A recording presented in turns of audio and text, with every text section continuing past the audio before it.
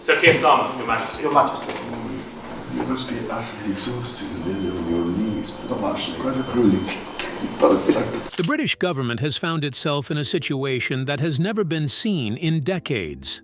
What started as a quiet bill proposed by the Prime Minister, Keir Starmer, has turned into a totally chaotic situation when King Charles openly blocked and opposed the orders of the Prime Minister.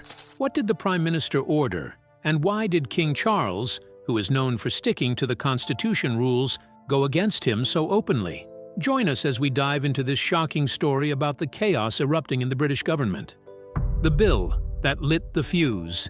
The chaos began when Prime Minister Keir Starmer delivered an executive order demanding immediate royal assent on his controversial migration reform. The tone was unmistakable. Sign it by midnight or face consequences no monarch had ever been threatened with. The bill would give ministers sweeping powers to override royal prerogative on immigration decisions. The policies, which include the possibility of confiscating assets from asylum seekers to contribute to costs, have caused significant divisions inside the party, with some members of Parliament accusing their colleagues of not taking seriously the public anger about illegal migration and asylum.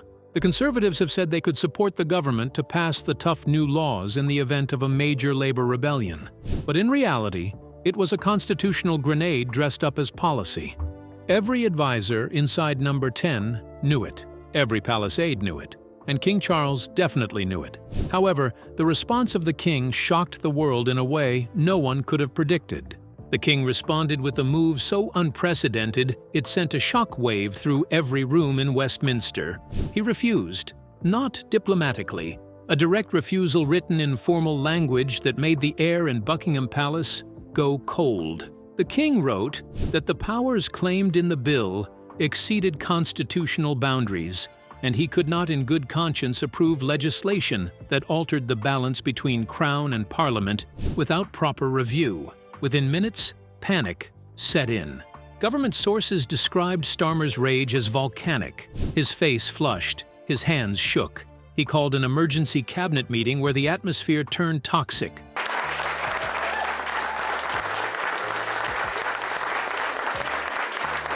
Ministers whispered that they had never seen him lose control like this. According to insiders, he slammed the king's letter on the table and shouted that the monarch had forgotten who runs the country. He claimed the monarchy served at the government's pleasure. Several ministers later admitted that was the moment they realized the Prime Minister had gone far beyond normal political aggression. Then Starmer did something that blew past all constitutional limits. He phoned Buckingham Palace directly, demanding to speak with the king.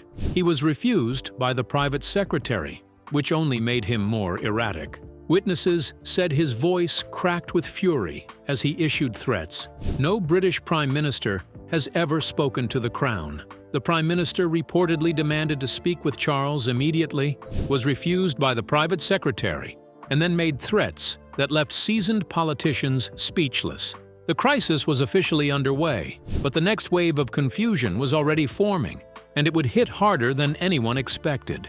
The human stories that fueled the fire, and King Charles's strike back. While Westminster was getting consumed in the anger of the Prime Minister, the country's anger was already boiling beneath the surface. Elderly veterans, long neglected by an overstrained health system, became the living symbols of national frustration. One of them was James Patterson, a 71-year-old Falklands War veteran who waited 9 months for a critical heart operation. His GP told him that resources were unavailable. James said he risked his life for this country, yet now he could not even get the treatment that might keep him alive, a statement he made in tears. His wife Margaret cried every night, fearing she would wake up to find him gone. Meanwhile, migrants arriving on small boats received immediate health care, housing, and legal support. The contrast enraged a nation already stretched thin. Pensioners were choosing between having heating in their homes and eating, while government officials enjoyed subsidized meals and massive expense budgets. The collective resentment built in pressure. It is no surprise that this public anger poured gasoline on the constitutional crisis. Every household had a story. Every city had a protest brewing. Britain was primed to explode, and Starmer's confrontation with the king had provided the spark. The injustice against the veterans who had dedicated their lives to the nation was, however, not the only story that made the chaos worse. With the President last night on the Middle East, on this very issue.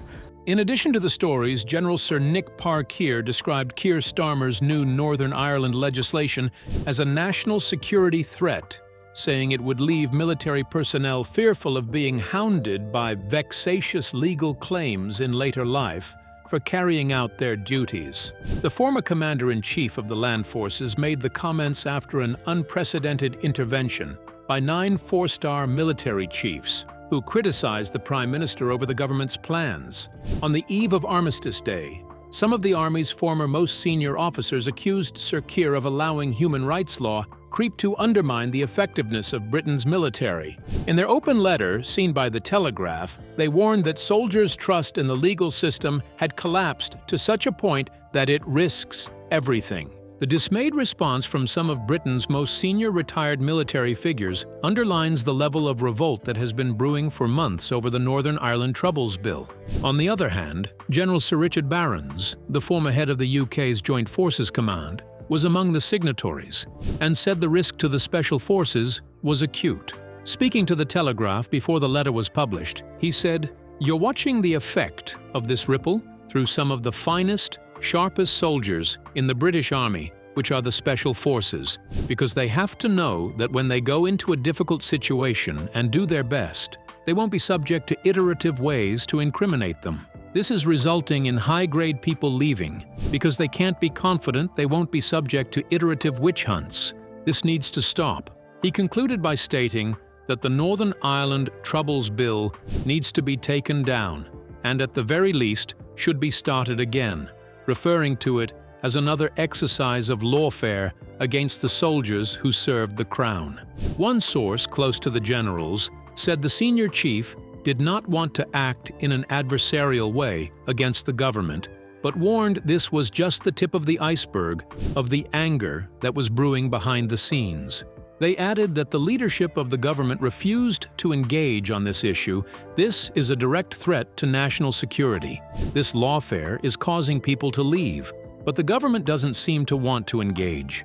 They need to listen, but nobody is making the effort to. The King's refusal was only the beginning. At the next Privy Council meeting, Charles delivered a 7-minute speech that shattered 70 years of passive royal tradition. His tone was calm, but every word hit like a hammer. He declared that the role of the Crown was to preserve constitutional stability, and when that stability was threatened by reckless legislation, he was duty-bound to intervene. It was reported that numerous ministers showed their discomfort. Some stared at the floor while others looked stunned. This was a monarch fully stepping into the power the Constitution gives him. But modern politics pretends he does not possess palace insiders. Later revealed that Charles had been preparing for months. The king had been in secret consultations with constitutional lawyers, even having private discussions with former prime ministers across party lines. He had also done a full analysis of crises from across the Commonwealth. He knew exactly what he was doing. According to senior palace sources speaking on condition of anonymity, Charles consulted with his mother's former advisors before making his decision. These are the same constitutional experts who guided Queen Elizabeth through 70 years without a single major crisis. Their advice was unanimous and unambiguous. If Starmer's bill passes unchecked, it sets a precedent that future governments could exploit to dismantle every constitutional safeguard Britain has. One former advisor put it bluntly, the bill was not about immigration. It was about whether the government was still a constitutional monarchy, or whether Britain was sliding toward elected dictatorship. Contrary to the projection of the enraged Prime Minister, the King's refusal was not an act of impulsive monarchy. It was a calculated constitutional defense. Yet, not even King Charles could predict the shock Westminster was about to absorb next. The effects of the chaos. Financial markets reacted with brutal speed. Within 90 minutes of the King's refusal, billions vanished from the FTSE 100. The pound fell sharply against the dollar. International investors no longer trusted Britain's stability. If the monarchy and government were at war, what guarantees remained? The Bank of England held emergency meetings late into the night. Analysts warned that if the crisis continued for even a week, they might need to intervene to prevent a currency collapse. To go after these vile criminals, I've long said, grooming is an awful crime. The political system was collapsing faster than the markets could adjust. Inside the Labour Party, the situation deteriorated instantly. Angela Rayner reportedly lost her temper in a strategy meeting, shouting that Starmer had lost his mind. David Lammy refused to defend the Prime Minister on television.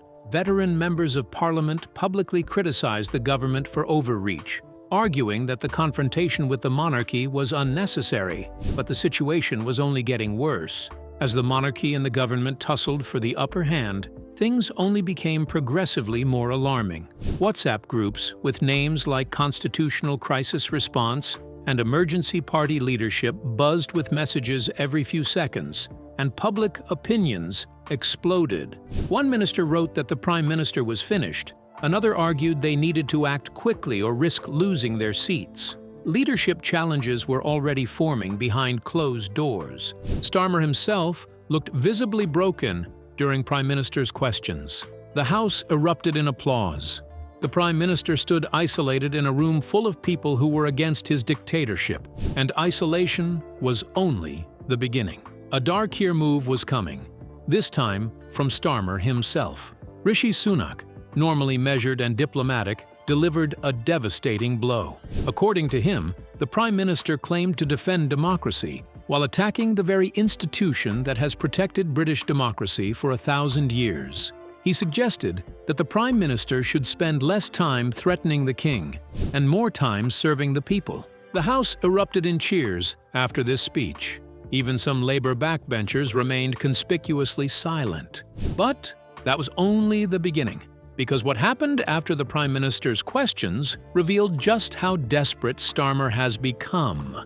According to 3 eyewitnesses, after the Prime Minister's questions, Starmer held a private meeting with his closest advisors in his study. Security guards overheard fragments of the conversation. The topic was chilling. Starmer was considering invoking emergency powers under the Civil Contingencies Act, which would allow him to bypass normal parliamentary procedure and rule by decree for up to 30 days. One advisor allegedly begged him to reconsider, warning that such a move would look like a declaration of war on democracy. But the Prime Minister seemed determined to regain control by any means necessary. Then the story took a dark-year turn. Leaked cabinet documents revealed a hidden clause in the migration bill, Clause 47B. It would allow the Home Secretary to bypass both royal and parliamentary oversight on immigration decisions, a power grab disguised as reform, a constitutional coup hidden in plain sight. Surprisingly, Starmer was not the only force gaining momentum in the shadows. Multiple whistleblowers confirmed the clause, while legal experts condemned it.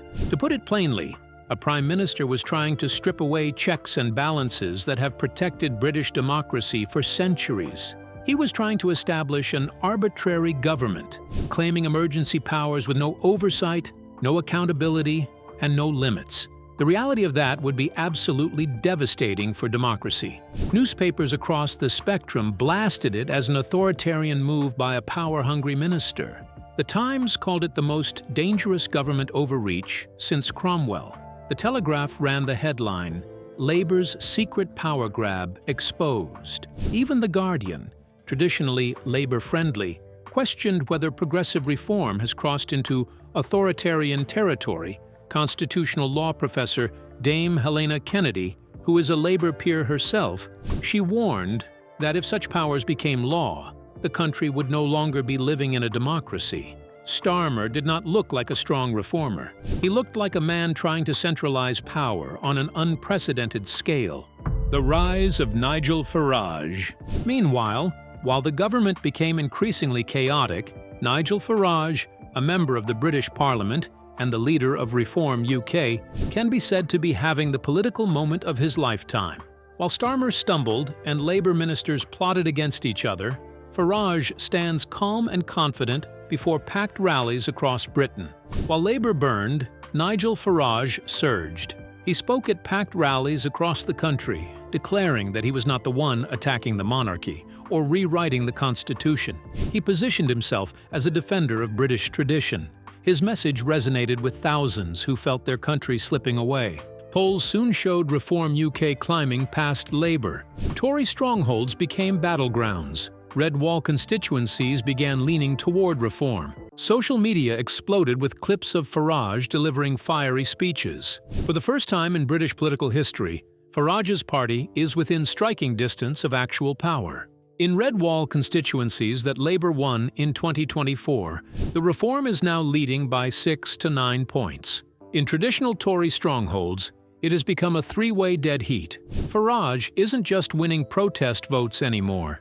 He's winning people who genuinely believe he's the only leader who still believes in Britain.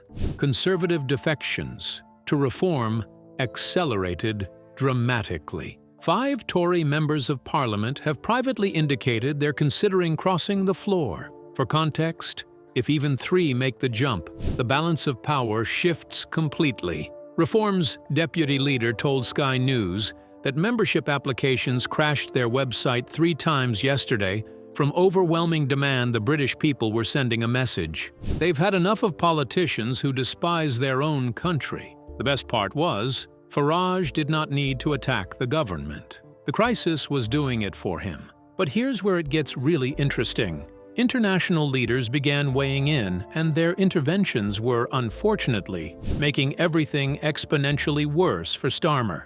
Every statement made by the leaders seemingly worsened the situation. Canadian Prime Minister recently spoke about the importance of constitutional monarchy in maintaining democratic stability, a comment clearly aimed at Britain's current crisis. Australian opposition leader Peter Dutton went further, calling Starmer's confrontation with the King an embarrassment to the Commonwealth. But the most damaging intervention came from an unexpected source. Former US President Barack Obama, typically diplomatic about British politics, told reporters in Washington, "The genius of constitutional monarchy is that it provides a check on executive overreach. When you attack that system, you're not being progressive, you're being dangerous." That quote raised hell in the media, dominating British news for 6 straight hours. Even President Biden's press secretary was forced to comment, offering reluctant support for democratic institutions and constitutional norms, which everyone understood as criticisms of Starmer without naming him directly. The message was clear. Britain's closest allies are worried that Starmer has gone too far, that he's destabilizing not just his own country, but the entire concept of constitutional monarchy that underpins democracies across the Commonwealth. Britain looked unstable. Allies were rattled. Investors were nervous. Citizens were furious. Inside Number 10, panic turned into desperation. Ministers argued in the corridors. Advisors prepared for a potential economic collapse, and leadership challenges brewed silently. To go after these vile criminals, I've long said, grooming is an awful crime. The government looked like it was dissolving in real time. Yet, King Charles remained calm. His silence became a symbol of the monarchy's strength. For many, he looked like the last adult in the room. Observers note the stark contrast between Charles's strategy and Starmer's frantic attempts to exert authority. The king's refusal was not defiance for defiance's sake. It was a calculated intervention to preserve constitutional balance. By staying measured, Charles positioned himself as the stabilizing force, while the government looked increasingly reckless. But the calm before the storm never lasts. What came next pushed Britain to the edge. For the British government, the next 7 days are absolutely critical. Tuesday brings an emergency parliamentary session where Starmer must face a confidence vote. If 40 Labour members of Parliament abstain or vote against him, which insiders say is increasingly possible, his government falls. Insiders say the confidence vote is his first real test of loyalty since the crisis erupted, with Labour members of Parliament increasingly uneasy about his confrontation with the King. Dozens abstained or hinted at rebellion. Whispers of leadership challenges circulated in the halls of Westminster, amplified by frantic calls from the ministers trying to salvage the situation. On the floor of the House of Commons, tension was also growing. Starmer struggled to maintain composure. attempting to justify the bill while downplaying the clause that stripped royal oversight. His voice wavered as members of Parliament called him out. Across the room, Conservative and Reform UK and members of Parliament watched intently, ready to exploit every crack in Labour's facade. Wednesday sees the King's annual speech to Parliament, which now takes on nuclear significance. Every word will be analysed for hidden meaning. Will Charles defend his decision publicly? Will he call for national unity? Or will his silence speak volumes? Furthermore, Thursday marks the deadline for royal assent on 3 other major bills currently waiting. If Charles refuses those as well, Britain enters a full-blown constitutional crisis with no clear resolution. Friday brings local by-elections in 4 constituencies, all of which Labour won comfortably last year. Polls suggest Reform UK could win 3 of them, a result that would trigger absolute panic in Labour ranks. Within Labour, panic and infighting intensified. Deputy Leader Angela Rayner allegedly stormed out of emergency meetings while Shadow Foreign Secretary David Lammy refused to publicly defend Starmer members of Parliament, openly criticized the government for overreach, arguing that the confrontation with the monarchy was unnecessary and dangerous. Leadership groups began plotting. Some backbenchers openly discussed Starmer's removal to prevent the constitutional conflict from further damaging their electoral prospects and the nation's fast-dwindling economy. The pressure on Starmer was immense. He was isolated, under siege, and increasingly desperate. Or we have the stability of a Labour government coming in, stabilising the economy with a credible plan for the future. His attempts to reassure ministers and the public failed to quell rising panic. But this was not the end of the problems. As the government tried to reconcile the leadership differences, public outrage mounted. Ordinary citizens protested in cities across Britain, demanding accountability. Pensioners froze in their homes to protest fuel prices, while veterans demanded attention to healthcare needs. Social media amplified every protest, every rally, and every heated discussion. Videos showing elderly protesters in the rain or veterans struggling for healthcare went viral, placing additional pressure on the government protesters gathered in Trafalgar Square and along the Mall. Pensioners, veterans, and ordinary citizens waved Union Jacks, shouting in unison. Social media did its part in amplifying the chaos. Hashtags defending the monarchy trended internationally. Every news outlet carried images of elderly citizens standing firm in the rain, banners in hand, as political elites scrambled inside. The narrative was extremely clear. The public perceived Labour as prioritizing unchecked power over citizen welfare. This sentiment strengthened the King's position as a stabilizing force in the crisis. Consequences of the situation. By Friday, the situation will have reached its apex. Polls suggest a growing fracture in public trust toward the government. Analysts warned that a constitutional misstep could undermine Britain's democratic institutions. For decades, investors, foreign leaders, and citizens are watching closely. Every action, every refusal, and every decision carries historic consequences. King Charles had demonstrated the monarchy's enduring role in preserving constitutional balance. Starmer faces a defining moment. He can either retreat, change his attitude towards the current issue, or risk complete political collapse. Meanwhile, Reform UK and Nigel Farage continue to gain alarming strength and public support as the alternative option the people might be forced to fall back on, leveraging public perception of instability and chaos to their advantage. To put it mildly, Britain is at a crossroads. The constitutional crisis is far from resolved. Starmer's leadership teeters while Reform UK rises on the ruins of the current government. But in all this, King Charles stands firm in his refusal to agree to the bill. But every day, the question on everyone's mind is, how is the monarchy going to solve this problem? The citizens demand stability, the currency is losing credibility, and markets remain volatile. Every decision over the next week could redefine the monarchy, parliamentary authority, and British democracy itself. This is a political moment that has the entire country walking on eggshells for the first time in over decades. Every headline, every protest, and every leaked document matters. The next moves of King Charles and Starmer will determine whether Britain survives this upheaval with its constitutional monarchy intact or faces a fundamental reshaping of power. Admittedly, the question is no longer whether Starmer can salvage his relationship with the king.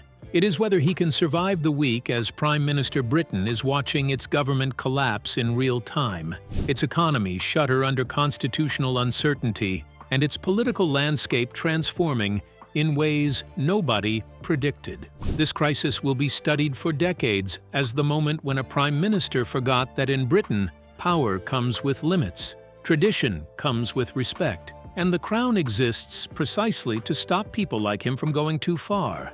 At the epicenter of this chaos stands Keir Starmer. Until the last few weeks, nobody was discussing spending cuts. Who looks increasingly isolated, desperate, and completely out of his depth. Behind closed doors, even his closest allies admit he miscalculated catastrophically. One senior Labour figure told the Times he thought he could bully the king like he bullies backbenchers. He forgot that Charles has been preparing for this role for 70 years. One thing is certain. The public has gone from seeing Charles as a transitional monarch stepping into an impossibly large shadow to viewing him as a stabilizing force during government collapse. Polls reflected the shift almost instantly. Approval for the king's reaction to the oppressive demands from the prime minister has been growing, in some cases surpassing levels not seen since the early years of Queen Elizabeth's reign. Older generations called his decision dignified, while younger voters, who normally paid the monarchy little attention, admitted they were relieved that someone in power finally said, "Enough." Not to mention that lifelong supporters of the Labour have been expressing their disappointment and sense of betrayal in the government. Critics of the government praised him for doing what ministers refused to do by drawing a clean line. Critics of the monarchy found themselves in an uncomfortable position. Even those who disliked the institution had to acknowledge that Charles had prevented a prime minister from pushing through a bill containing extraordinary overreach. Instead of weakening democracy, the crown had unintentionally protected it. In the end, the crisis produced an outcome nobody expected. King Charles emerged stronger, Parliament fractured. The public woke up to the fragility of its own democracy. With the president last night on the Middle East, on this very issue. And the Prime Minister faced a political reckoning he could no longer outrun. Starmer's been Prime Minister for barely more than a year. It's not even close to a fair fight. So here's the question that matters. Did Starmer just destroy his entire career by picking this fight? Or did King Charles just prove that the monarchy still has teeth when Britain needs protecting? What do you think of King Charles's refusal to do what Keir Starmer wants? Do you think he made the right decision? Share your thoughts in the comments below. Remember to like, share, and subscribe for more. Also, click the following video shown on your screen. You will enjoy.